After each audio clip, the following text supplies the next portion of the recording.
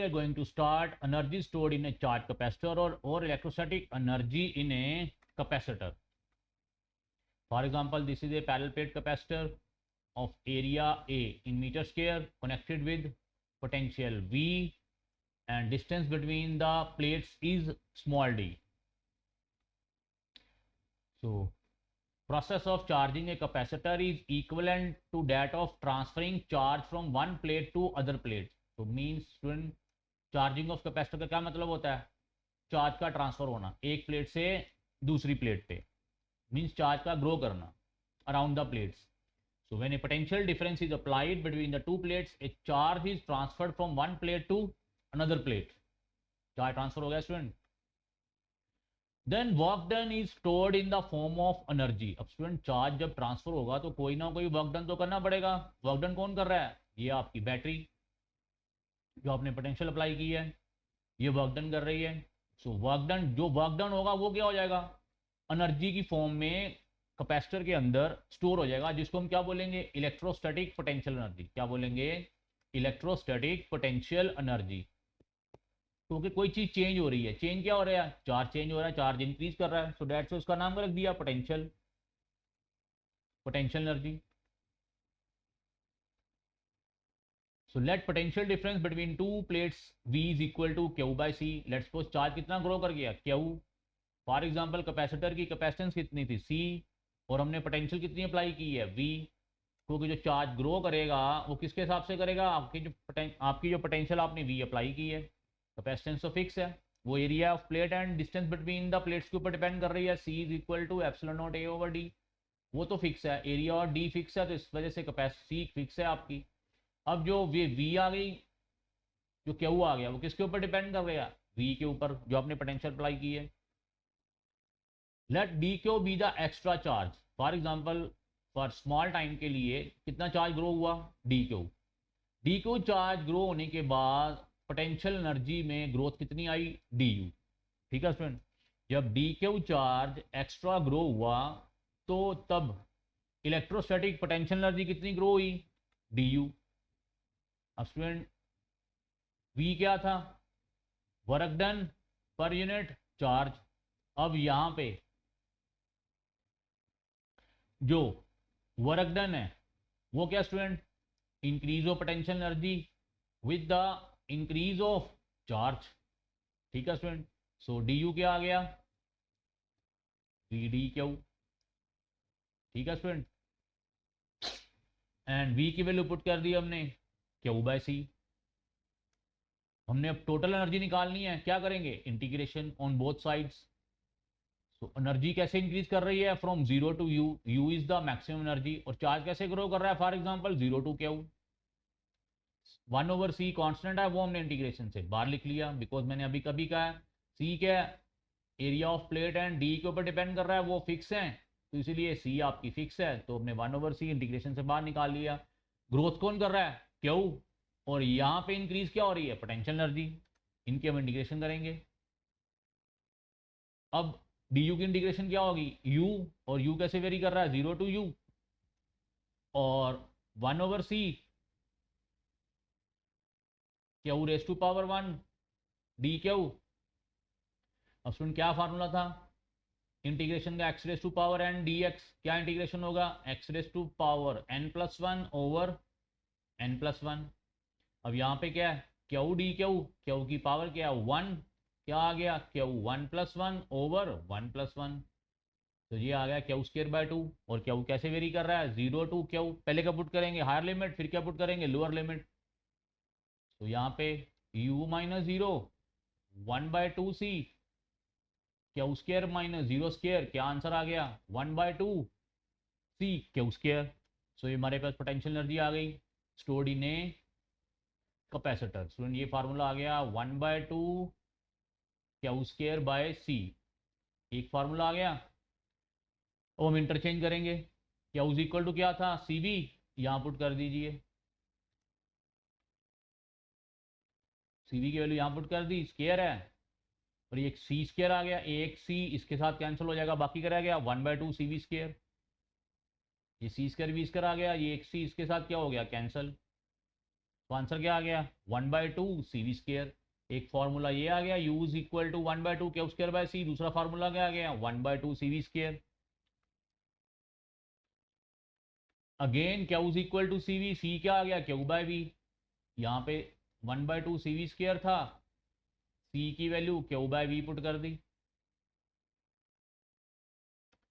और अब ये V² और ये V एक कैंसिल हो गया, क्या आ गया 1/2 QV।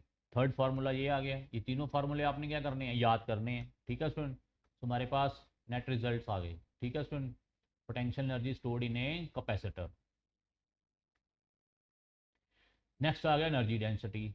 स्टूडेंट हम ये प्रूव कर चुके हैं अभी, potential energy stored in a capacitor is equal to 1/2 CV²। And C की वैल्यू क्या है epsilon naught A/D। And E is equal to क्या था स्टूडेंट V/D। ये आप पढ़ चुके हो पहले ही, E is equal to V/D। और ये भी आप प्रूव कर चुके हो C is equal to epsilon naught A/D। सुन यहाँ पे वैल्यू पुट कीजिए C की एप्सिलॉन नॉट A/D। C की वैल्यू पुट की एप्सिलॉन नॉट A/D। और यहाँ पे स्टूडेंट वैल्यू पुट की इस V की ED होल स्क्वायर। तो क्या आ गया 1D। ये क्या आ जाएगा 1/2 एप्सिलॉन नॉट A/D E²D²। एक D इसके साथ कैंसिल हो गया, क्या आ गया 1/2 एप्सिलॉन नॉट AD E²। ठीक है स्टूडेंट, अब ये A मल्टीप्लाई बाई D इसके नीचे ले आओ, U/AD क्या आ गया 1/2 एप्सिलॉन नॉट E²। अब सुन ये area and distance between the plates क्या होगा, आपका product of area and distance between the plates. ये प्लेट्स है, ये डिस्टेंस बिटवीन द प्लेट्स है, और ये एरिया।